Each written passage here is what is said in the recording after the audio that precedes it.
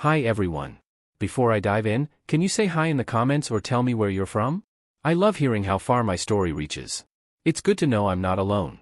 Thank you. Now, let me tell you everything. If my story moves you, please hit that subscribe button. It means more than you know because for so long, I felt invisible. My name is Ethan James Carter, and this is how the truth finally set me free. After my grandfather's funeral, my dad inherited $400 million, and the first thing he did was look me in the eye and say, "You're useless now," before throwing me out of the only home I'd ever known. 24 hours later, I sat in a lawyer's office, and she laughed in my father's face, asking, "Did you even read the will?" My dad went pale because the will said everything he feared most. The rain hadn't let up all afternoon, clinging to the stained glass windows of All Souls Church, streaking down in crooked lines that blurred the colors until the saints and angels looked like they were weeping. I sat in the back row, clutching the folded program with my grandfather William's face printed on it, his smile calm, steady, as if he knew he would outlast all of this. The organ's low hum filled the vaulted ceiling, and in that cavernous hush, I told myself to stay composed, to say goodbye with dignity. But then my father stood up. Richard Carter, the new heir, the man who had just been handed $400 million, stepped into the pulpit with that perfect smile, his teeth glinting under the dim light, speaking of our family's legacy and giving back to the community. But not once did my name leave his lips, not once.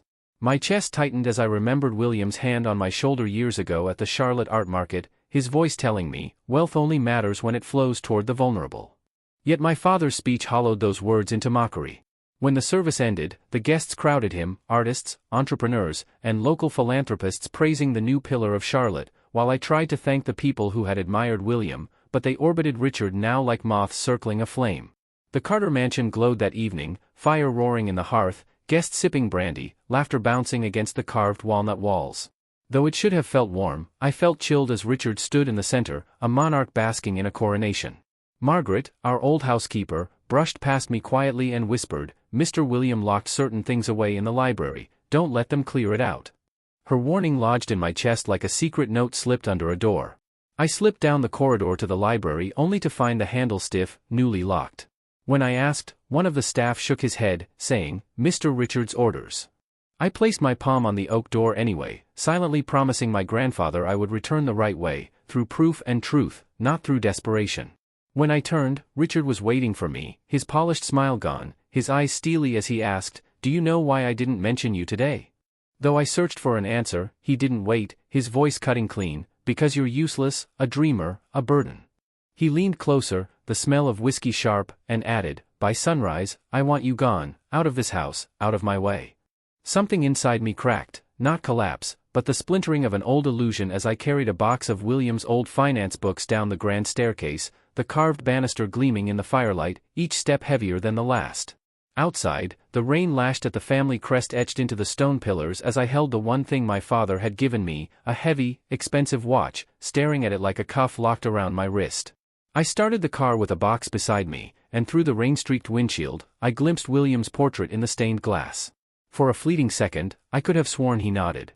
I pulled out of the gates, headlights slicing the downpour, my chest burning with grief, humiliation, and a strange ember of defiance. 3 days later, the storm had passed, yet the sky still carried a heavy graininess, as if even the heavens hadn't decided whether to grieve or to move forward. I found myself inside a drafty loft downtown, its brick walls rough, its pipes bare, the scent of aged timber rising from the floorboards. It was no mansion, but at least it was mine for the moment. I ripped open a box of William's books, searching for something steady, and that's when I saw it, a hardcover titled Value and Values, its spine oddly thick. My pulse spiked as I opened it, and a sealed envelope slid free, pressed with William's wax initials. My hand shook as I broke it open. His handwriting was unsteady yet legible. "The will protects those who protect others. If you are cast aside, seek out Jessica Reed. The right path will never leave you alone." For the first time since the funeral, I felt breath release from deep inside me. My grandfather hadn't abandoned me, he had anticipated all of this. That night, I removed the watch my father had forced on me and listed it for sale. I watched the second hand sweep its last arc on my wrist before I laid it down. It was no longer a gift, only a shackle traded away for survival. The next morning, I met Daniel in a tucked-away cafe between art galleries, the kind William always loved. We sat at a scarred wooden table while the espresso machine hissed like an old train. I told him everything. The funeral, my father's words, the hidden letter. He listened silently, jaw tight, before asking, "Do you want revenge, or do you want to build something that lasts?" His question struck hard. I realized William had never prepared me for vengeance but for responsibility. I told Daniel my plan: protect the letter, reach out to this lawyer, Jessica Reed, and stand firm even if Richard tried to smear me. Daniel nodded. "Then don't fight him in the shadows, build in the open. Charlotte knows who your grandfather was." That evening, Margaret called, her voice hushed under static. Richard had sealed the library and changed the locks on William's office. He was preparing an inventory, but she had managed to scan some papers. "I'll send them," she said quickly, "and be careful, a contractor he trusts is being lined up." Gratitude caught in my throat as I realized the risk she was taking for me. Later that night, a courier arrived, and inside the envelope was a copy of a will addendum in William's handwriting. One phrase leapt out, circled in heavy ink: "The trust opens only when two push together." Two keys, two signatures, my fingers pressed against the page, my thoughts racing. Did this mean Richard couldn't access the fortune without me? I pinned William's letter to the brick wall above my desk beside the new document. With a marker, I sketched 3 columns: legal, Jessica, public, community project, cultural center, Blue Ridge Community Center. My mission board, my vow. I switched off the light, the neon from the gallery outside scattering fractured colors across the wall. Tomorrow, I would call Jessica. Tomorrow, I would discover what William had truly set in motion. But as I lay down on the creaking bed, one question lingered: what exactly did "two push together" mean? And why did I feel that one of those two had to be my father? The next day, Jessica Reed's office rose in glass walls that framed the mountains under a pale blue haze, their ridges sharp against the dawn. The faint scent of cedar and ink filled the space, the kind of atmosphere where every word mattered. I sat across from her, pressing my palms to my knees to stop them from trembling. On the polished steel table lay a folder marked with William's seal. Jessica slid the documents toward me. "Your grandfather included a dual signature clause," she explained, her voice precise and steady. "Every dollar from the $400 million fund for the Blue Ridge Community Center requires authorization from both you and your father. Neither of you can move a cent alone." The words landed like lead in my chest. For a moment, I thought I'd misunderstood, but there it was, underlined in black ink. And then something even more shocking: if the two co-executives entered into public conflict within the first 12 months, the fund would split automatically, half would flow to Charlotte's charities, and the other half would come directly to me. Richard would be erased from the equation entirely. Before I could even process it, the table screen flickered to life. Richard's face appeared, framed by the oak-paneled office back at the Carter estate, a wall of whiskey bottles glowing behind him. His voice slid through, smooth as always. "This is absurd," he said, though his jaw was tight. Jessica's eyes didn't flicker. "Did you skip section 7.2, Mr. Carter?" she asked, and then read aloud the trigger clause about public disputes. I watched my father's expression shift from smugness to something close to panic. He tried to sound commanding. "I will contest this in court." She leaned forward. "By filing, you create the very public dispute that strips you of control. The clause is self-executing. The moment the community hears of it, reporters will line up at your gates." I sat still, absorbing the symmetry of William's design. My grandfather had forced Richard into a corner where the only way to win was to cooperate, and cooperation was the last thing my father knew how to do. Then Jessica pointed out another section. "Note the timing. The successor had to claim their role within 72 hours after the funeral. You barely made it, Ethan. That was deliberate. William wanted to be sure you acted on your own accord." The realization settled over me with a strange calm. William hadn't just left me instructions. He had tested whether I was willing to claim them, and I had. I picked up the pen and signed the acknowledgement, accepting my role as co-executive. The ink bled slightly into the paper, the stroke shaky but final. Jessica said, fixing me with a steady gaze, "Remember, this authority is not about ego, it exists to protect the people William cared about. Don't let anyone drag it into the mud." When the call ended, I stood to leave, my mind heavy with the responsibility I had just assumed. That was when my phone buzzed. It was Margaret, her voice low, urgent. "Richard's already moving. He's contacting a contractor he's used before, the same one William marked as unreliable. He's building a maze of shell companies. Check the third subsidiary on his list." I pressed the phone tighter to my ear, staring at the Blue Ridge Mountains through the office glass. The battle had shifted. It was no longer just about law and inheritance. The fight was about the lifeblood of a project meant for the city, and it would play out on construction sites and boardrooms and across newspaper columns. I walked out, clutching the thick folder, the sun breaking weakly through retreating clouds. I knew the next move was mine. A week later, my loft walls were covered in notes, maps, and highlighted documents. The neon glow from the gallery across the street painted the papers in restless colors. Every path I traced led back to the same name, Summit Ridge Construction. William had circled it in red years ago. Now Richard was pushing it to the front line. He arrived unannounced one evening, stepping into the loft as if he still owned every room I breathed in. He smiled faintly, the kind of smile polished at charity galas. "Blood is blood, Ethan," he said, resting a hand on the back of my chair. "Why make this harder than it needs to be? Sign off on these contracts, I'll cover your living expenses. You won't have to lift a finger." I looked at him, at the suit tailored too perfectly, at the glint of control in his eyes. "I'm not here to be on your payroll," I answered. "Open the books, make them public, every contract, every line item." The smile froze. For the first time, I felt him measure me, not as a son to dominate, but as an obstacle to remove. 2 days later, we sat across from each other at his lawyer's office. The mahogany table gleamed, and on it lay the contract with Summit Ridge Construction. His attorney, a man with sharp glasses and sharper tone, pushed it toward me. "It's routine," he said. "You're young, you don't understand how deals get done." I scanned the numbers, the padded costs, the vague subcontracting clauses, the smell of varnished wood mixed with the scent of manipulation. I pushed the contract back. "Independent audit, every dollar accounted for." The attorney scoffed. "This is how you repay your father, by dragging his reputation through dirt?" Just then, my phone vibrated, an email from Margaret. Attached was a scan of William's own notes, his pen strokes slashing across the company's name, "Not to be trusted." My pulse quickened. I printed the page and slid it across the table. "My grandfather warned me about this exact firm," I said. "He anticipated you, Richard." For once, my father had no ready words. The room stiffened. The attorney shifted uncomfortably, sensing the ground shifting under his feet.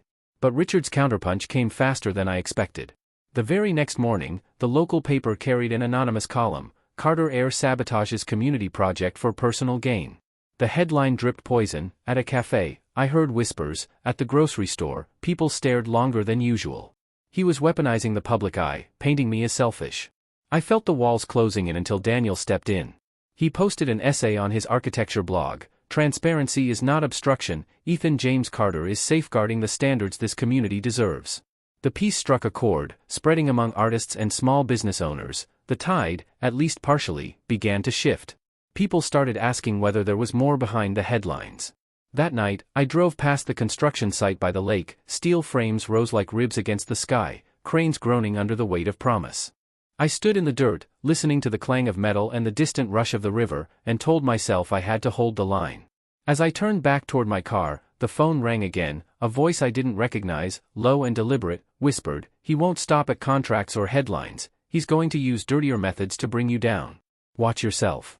The call cut off. I stood there staring at the shadows stretching across the unfinished ground. The real battle hadn't even started yet. By the time a month had passed since the funeral, I had learned to keep my phone close and my answers sharper. Richard was no longer content with quiet maneuvers. He wanted to crush me under the weight of public opinion, and the first battleground was the City Hall of Charlotte.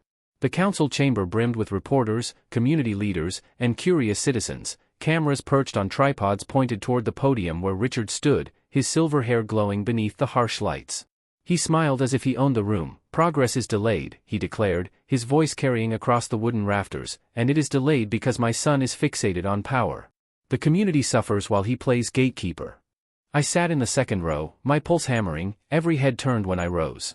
The folder in my hand was worn from nights of rereading William's letter, folded neatly at the front. "My grandfather wrote these words," I said, steadying my voice. "Protect others first, that is the principle guiding me. This project is not mine to exploit, it belongs to Charlotte, and I will safeguard it with everything I have." A ripple spread through the room, reporters scribbled furiously, cameras flashed. For the first time, Richard's certainties seemed to falter. But the attack was not just rhetorical. At the construction site by the lake, Daniel and I found shipments of glass panels stacked behind tarps. At first glance, they looked identical to the approved material, but the quality was inferior, brittle enough to crack in winter frost. The contractor had swapped them in, cutting corners and pocketing the difference. Richard's signature was buried in the paperwork. We took the evidence straight to Jessica. She moved quickly, filing an injunction that blocked the contract and replaced the supplier with a local firm that met Williams' standards. Within days, word spread through town that the Carter heir had stopped a dangerous shortcut. Wanting to build trust beyond documents, I organized a weekend workshop by the lakeside, inviting children to paint murals on temporary walls that would later line the community hall. The laughter of children mixing with the sound of brushes was louder than any headline Richard could buy. The local paper ran a piece titled "Ethan James Carter Carries William's Torch." For the first time, strangers in coffee shops nodded at me with respect instead of suspicion. Richard appeared on site not long after. His shoes sank into the damp soil as he approached, eyes hard as stone. "You think you've won a round," he said quietly, "but you've only just opened the war." I met his stare without lowering mine. It was the first time in my life I didn't flinch under his voice. That night, an official envelope arrived. The city council was instituting monthly oversight sessions for the project, open to the press and public. Every argument, every signature, every misstep would be displayed under bright lights. I understood immediately what it meant. The fight had moved on to a stage Richard could no longer control alone. It would either expose him or destroy me. By November, the Blue Ridge Community Center stood nearly complete, its glass facade catching the pale sun and reflecting the Blue Ridge peaks. The air carried the bite of approaching winter. The final oversight session before the grand opening was scheduled at City Hall. The chamber was packed, cameras buzzing, anticipation heavy in the air. Richard arrived in a tailored suit, carrying a folder as though it contained divine truth. When his turn came, he spread the papers across the desk. "Evidence," he announced, "that my son has diverted funds from this project for personal gain." Gasps rolled through the room, flashbulbs exploded, my throat tightened as I scanned the documents projected onto the screen. My name and signature stared back at me, authorizing wire transfers I had never seen. The floor seemed to shift beneath me.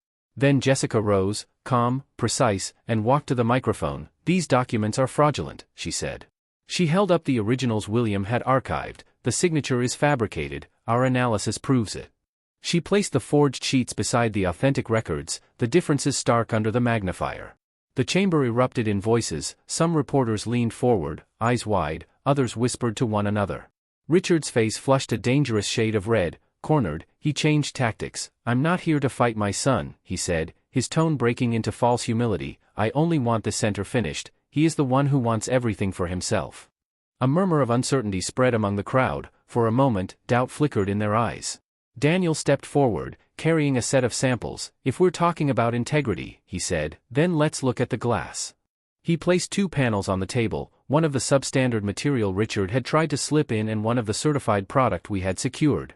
He held them to the light, explaining the risks the weaker glass posed to safety and cost. Reporters leaned in, snapping photos. Within hours, the story traveled. "Ethan James Carter stopped sabotage of community center." Richard's composure finally cracked. His voice rose, echoing off the chamber walls, pointing at me, shouting accusations, his anger spilling into the microphones. The very spectacle William had predicted unfolded in front of the community, public discord, undeniable, documented by every lens in the room. I sat frozen, heart pounding, but underneath the fear was a pulse of something steadier. For the first time, the imbalance was visible to everyone, not just me. When the council adjourned, their verdict was clear. The project would continue under strict supervision, and the record would show Richard's outburst for what it was. Outside, the press swarmed with questions, their attention divided, but no longer tilted entirely against me. As I stepped into the cold November air, the courthouse clock chiming above me, I knew the next clash would not be in council chambers or legal filings. It would come at the grand opening under the glass and steel my grandfather envisioned, when light and shadow would finally confront each other without disguise. December arrived with a brittle blue sky that seemed made for glass and light. The Blue Ridge Community Center gleamed in the winter sun, its wide windows catching every ray and throwing it back against the mountains. The plaza was packed, artists laying out their work on easels, food stalls curling smoke into the air, music spilling from fiddles and guitars. Charlotte had turned out in full force. I waited behind the stage, palms damp, heart beating in a rhythm too fast. William's words surfaced in my mind like a hand on my shoulder. "Wealth means nothing unless it lifts others." The mayor finished his introduction, and before I could take a step forward, Richard strode past me. He seized the microphone with a practiced flourish. "This," he proclaimed, his voice booming, "is the legacy of the Carter family. Years of work, sacrifice, and vision brought us here today." Polite applause rolled across the crowd, but it lacked warmth. I stood at the edge of the stage, watching the tightness in people's faces, the unease behind their clapping. Richard was claiming what did not belong to him.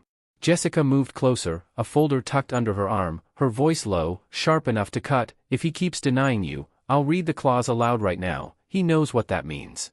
Richard glanced back, catching her eyes, and for the first time, I saw something flicker across his expression, fear, however brief. Still, he clung to the microphone. I stepped forward, not to wrestle the mic from his hand, but to speak beside him, my voice carrying across the plaza. "We're not here today for a single name," I said. "We are here because of a shared vision. William Carter taught me that wealth only matters when it flows toward the community. That is what stands before us now, something built not for possession, but for all." The applause that followed was not polite, it was full-throated, genuine, rising from the heart of the crowd. Cameras snapped. Richard lowered the microphone, suddenly small in the space he had tried to dominate. When it came time for the ribbon cutting, I held the scissors with Daniel at one side and a line of children at the other, their paint-stained hands clutching the bright red strip. Richard remained in the front row, stiff and silent, his face pale with rage. As the ribbon fell, sunlight pierced through the glass walls and spilled across the plaza. It caught in the murals the children had painted, spread across the stone like a blessing. The cheer rose, swallowing Richard's silence. I let him sit there, invisible in the front row, while I gave the spotlight back to William's name and to the people William had always believed in. That night, the papers carried a single headline: Ethan James Carter, Guardian of the Carter Legacy. The opening passed into memory, but its echoes lingered in every conversation on the streets. Days later, Daniel's first exhibition filled the center. Light poured over canvases painted by local artists, the scent of pine from wreaths along the windows mixing with the murmur of guests. Richard was nowhere to be seen. His name filled the newspapers, instead attached to words he had never wanted near him: forgery, sabotage, disgrace. The forged documents he had tried to wield were dissected in print. He still possessed his inheritance, but without the spotlight he had starved for. The community had turned away, their judgment final in its silence. The legal formalities concluded. Under William's will, I received 3 properties: the mountain lodge where I had once hidden from Richard Storms, a downtown apartment, and the lakefront land on which the center stood. They were more than assets, they were anchors, proof that independence had finally become something solid under my feet. During the exhibition, a girl no older than 8 tugged at my sleeve. She handed me a drawing, William and me standing side by the lake with a glass building rising behind us. My throat closed. For a moment, it was as if he were still here watching, nodding. Later that evening, Margaret led me to a drawer inside the director's office. She placed a sealed envelope in my hands. William's handwriting stretched across the paper. "If you are reading this, it means you have protected more people than your father ever could. That is the greatest victory I could ask of you." I read the words in silence, the noise of the exhibition muffled through the glass. Something within me, coiled tight for months, maybe years, unraveled. The circle had closed. I stepped outside as the evening fell, the center glowing behind me, the lake mirroring the lights, a calm surface that seemed to hold both the past and the promise of tomorrow. Called useless, I whispered to the water, but uselessness opened a path to something real. Richard has his money, I have the legacy, and I have freedom. The anger still pulsed faintly, but I let it drift with the cold air, no longer mine to carry. I left it with Richard, with his shadows. A child's laughter rang from inside the center. I looked back once, then walked down the stone path toward the lake's edge, the light catching on the water, guiding me forward. Justice had been done, but more than that, I was free, and freedom was the only inheritance I truly needed.